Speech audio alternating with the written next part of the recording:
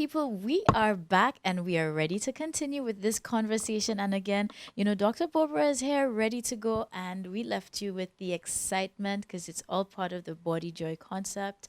And we are ready to go with part two, right? Yeah, I'm so excited to tell you what was coming out. It's bubbling out of me. As you mentioned, everybody's setting the resolutions, because they're hearing other persons. So we tend to have that copycat mentality because sometimes, because, everybody's busy setting resolutions, we almost feel pressure that, okay, we need to do a resolution too. And then we're actually mimicking theirs, because they're going to do weight loss and this. So we jump. But did we really stop to think, like, is this really my intention, my priority? Right for me at this stage in my life. So many times we've had these resolutions that we've been setting for 15, 20 years. Maybe then it was the correct one for you at that stage in your life. But when you reassess your life, and that's what I urge people to do, take some time out. And that's part of the workshopping I really want to do, where we get people to assess and reflect and say, okay, this is who I am. And that is knowing yourself. This is who I am. My core values are such and such. The way I want to feel in my life is exactly however. And based on that, you then set your intentions for the next year, the next 5 years. You make a plan, but you know that it's not realistic to work on all of them at one time. You see which one is your priority and you decide what is it. But of course, the doctor in me will tell people, please get your annual physicals done. Because, I see patients sometimes and they said, I was going to come. And I said, what happened? Well, the year passed. I said, okay, so we've missed 2 years of your pap smear, or we've missed 2 years of your labs, sometimes 3 years. I just had it the other day, but doc, I saw you. You're the last person I saw. Okay, open up the file. 3, 4 years gone. I'm like, this is what we have. No, doc, I did it. I'm like, well, if you did it, I don't have it. Go and search. It's not there. That's how quickly time passes. And I don't know about you, but I felt 2019 went in a flash. 2019 just came and it slapped me on my right cheek, slapped me on my left cheek. And I'm like, okay, where are you? And it's gone. It was gone. I agree. It was gone. So we want to be mindful of everything, and part of body joy as well is connecting with our family and friends, because many times we connected more to our social media or our phones, and we do not connect with the people in our lives. And then we see all these fancy eulogies on the TV, but you need to really tell the people who are part of your life how much they mean to you, how much you appreciate them. So as we look forward to what the new decade has, because it's you have the 2020 decade, I think life is such that we have climate change, we have gender inequality, we have so many things that are sort of coming up to color our world that I can assure you 20 years ago I didn't expect to be seeing now. So we have to be mindful about how we connect our hearts and heads and in everything we do. And part of the reason I did do functional and integrative medicine, because I think that is how we have to practice healthcare now, by connecting hearts and heads and connecting with the hearts of our patients rather than just seeing it as purely a scientific thing with prescription and this person is here, but I don't see the person who may have stress, who may have just gotten divorced. No, this person just has a disease and I treat the disease. We have to now look at the patient, and that's where we connect heart and head. And that's what we do, I think, in all aspects of life, whether you're a teacher, a banker, a lawyer, a caregiver, whatever you do.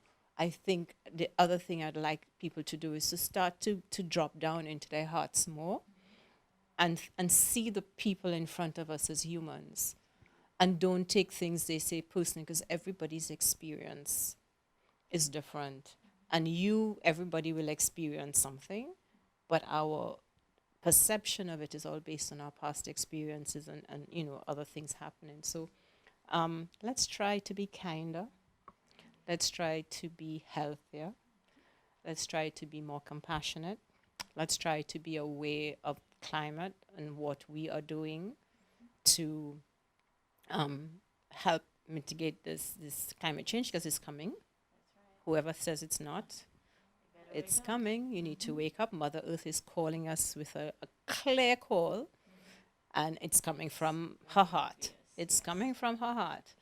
She has been showing us the signs with her head, and then she says, "Ah, wow, time to connect heart to heart." So it's coming. And I think let's try and understand that it takes a village to raise us all, to care for us all. I find that we do not we don't look into each other's eyes like we used to.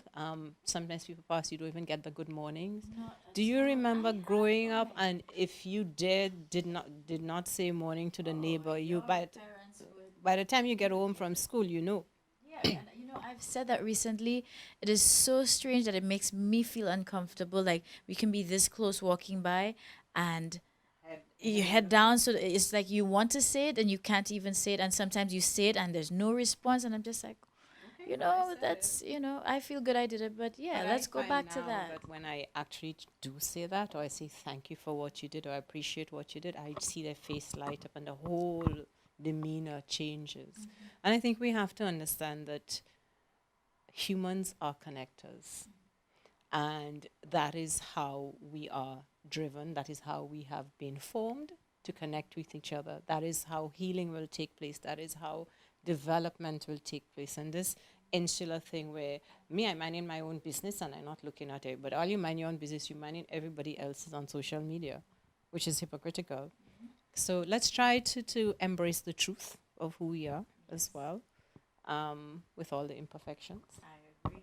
And the women out there who are carrying some extra weight, this is the year where you get up 15 minutes earlier and you, instead of spending it on social media, you can go outside. And that same social media has apps. And if you, even on Facebook, I noticed you can actually, or Instagram, you could get some exercises, 15 minutes. You can find something you love to do. As simple as just get yourself a skipping rope. You could do it at Yeah, home. well, I'm not a skipping fan, but yeah, you can go skip. But it can be very Just go simple. outside, You and don't if have it's to go safe to to walk, you don't have to. You don't have to join a gym. You can do your stuff, and it's so much more available yes. with the internet. And So, technology is true. whatever you like to do, do it. Yeah, this is our year. This is A new 2020. decade. It's right here for you. It's for you to embrace what it's giving you and take it. It's like a gift. It's given us this wonderful gift, and we just have to take what we need. I mean, can you imagine? It's like Santa Claus came. It's gonna be a beautiful year. That's what I It's see. indeed. I am intending that it's going to be a beautiful year and a beautiful decade. Well, I want to thank you so much. I really appreciate that. So again, this was our conversation. Hopefully, it can inspire you. Again, remember to set these intentions for 2020. I really wanted to share with you because we are family. You're not just the viewers. So, we want to make sure that we are more mindful. And of course, as Dr. Beaubrun said, we set these intentions so that way we are well on our way to own 2020 and just have an amazing year. Thank Thank you, you. and thank you for having me. And Happy New Year again.